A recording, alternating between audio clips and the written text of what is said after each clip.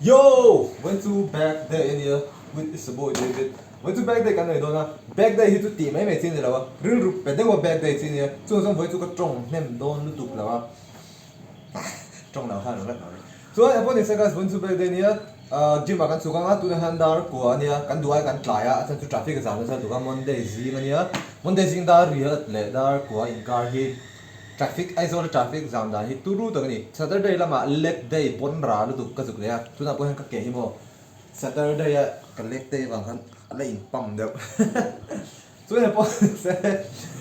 he hi back day bon tak ani don chon have video hi like pro I like ka ai tu da tu ka workout tha thai lo apo ne se ka rualin lo kalula nang le ke hi we are going to get into the best shape of our lives kan nu na kan pian ala na ber tum ang chi khan se them asa chu mo itaranga nakina so ka tlang wa lai ni so iti theng turin chuan ka video te lo en tar thin do ni asan chu consistent de wa upload ka du do chuan join me in my journey ani top mai ka sin ko nga han ron zom vela nang le kai hi kan sek don ni po la guys let's pull down the training training la am sain ai set chaula chuan tok velang warm up atan chuan warm up ani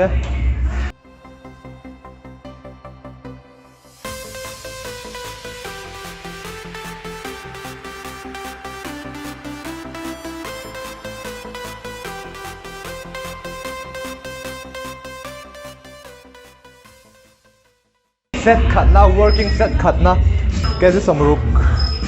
hello mo lightweight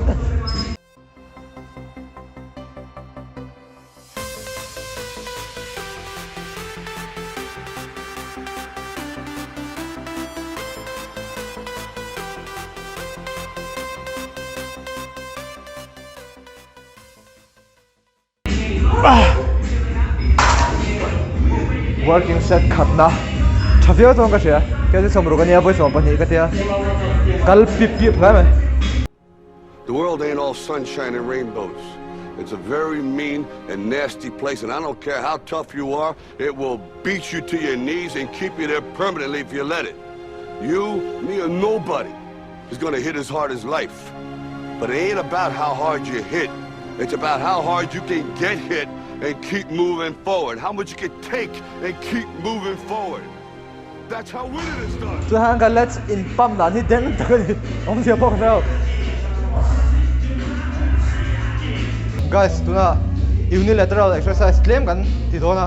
asan chu in huang hian ka let's hi imu thai lo nga ai len hlei do la ka hetlam hi te zo ka hetlam hi lian zo ka chu unilateral claim kan ti do ni cable rows.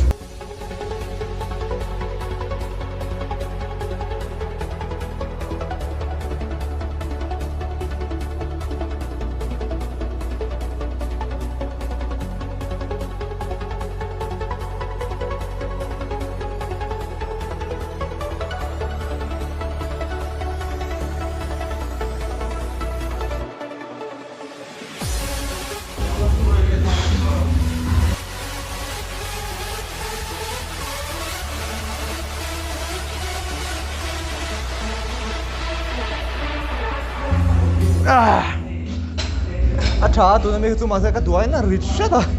hetle ka pu han hetla thang ba hi thang thela ba hetla thang vel hi ti se ka dua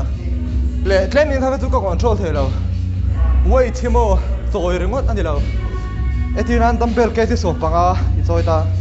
ke si so panga ha I zoi ringot ani lo I control angai che the mem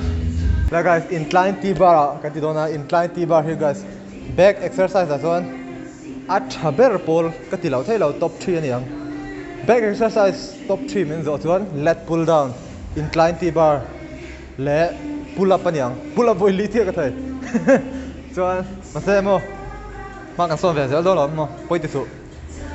idin hun a chia ka poi te su ma se idin hun ka chia ti rang big su ken zo khan chuan kan tianga he 25 ania he 15 ania va in 40 match ka thiam lo min just su chanang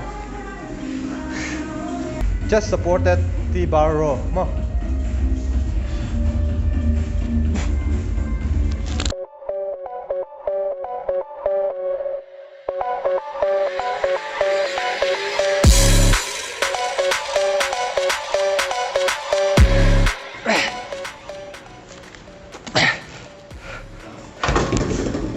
acha nó sẽ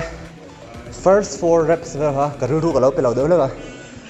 và ngã nó trong về cái con chập bỏ tục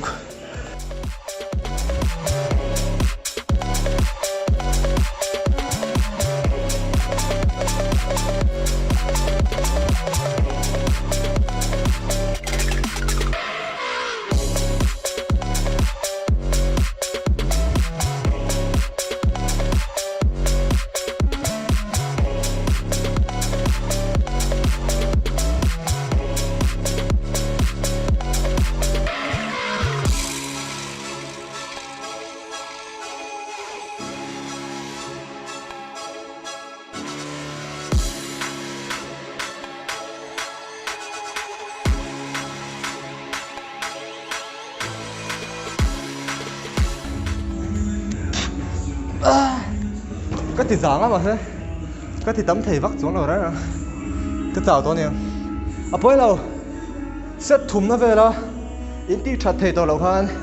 bôi thì su in thầy bắt to bên chuột xuống cái chuột à chả lỡ tục thầu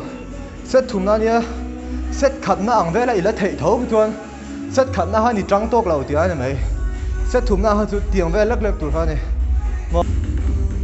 lẽ workout top lắm bằng workout to lắm bằng cái này to chuột cái bự roast cái thì đó na anh san chú kan ti thân các sợi dễ bông ai đâu kan ti đó này mày thân chú mình ti sạch đó na chú kan ti thân này mày okay bro let's go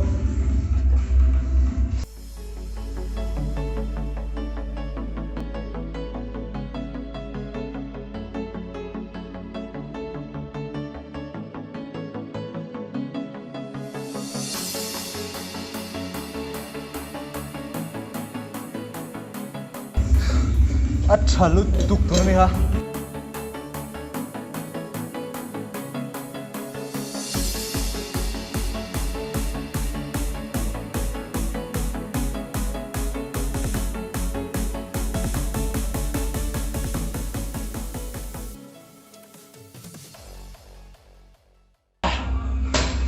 le tu na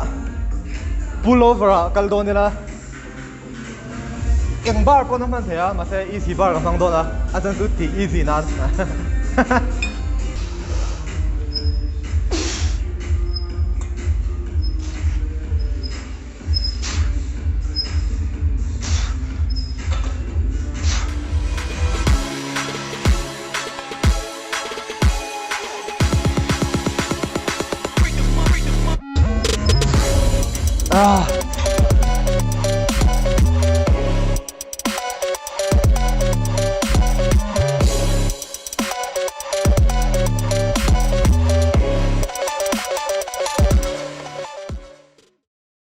Well guys, workout lam pang ka dukan zo ta chon voin chu back ania a tho over lawa workout tha ti tur chu ni melo ma se thia chu ka ti phal big lawa kan vlog wa ka ni me thea se tong han back chu ru pe ka nga ya ma se ka soi du chu ta ta khen ka bulking chung chang claim ron je tel sham ka duwa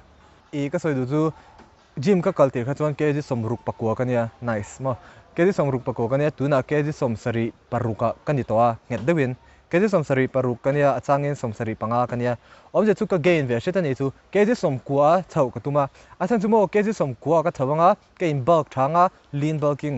chuan nakina hi chu tip tiar zo kin video danga te pok an la senga ma se chu ka soi ve me duwa thade win thil ka ya thade win thil hi ai ro thade win thil ka ya chuan ka workout ate po improvement ka muwa bench press ate po PR thar ka set zunga a thre me mani chuan e gym in ron kal hian enge in mamo ti tha chiangula in cut in mamo ni chuan in cut ula in bulk in mamo ni chuan in bulk ula in mamo hi shero in thiate tiangang haron ti ve top jasu chuan o back workout chu kan zawa in lo en van kan loma he tiang le chan in le en ni chuan kaloma me ma lo like ve ula lo subscribe ula min he channel hi in lo support ve thai dan ania chuan kaloma me ma chuan have a good week See you next time. Have a good time.